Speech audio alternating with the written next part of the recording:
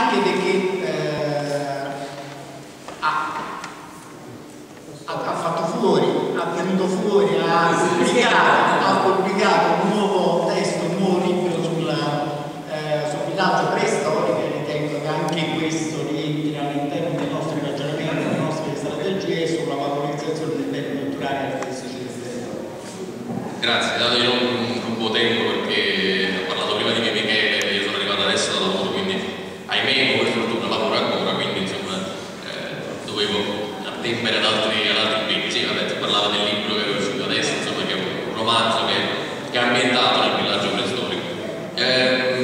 Non ho sentito gli altri interventi, quindi mi scuso di questo. Vorrei parlare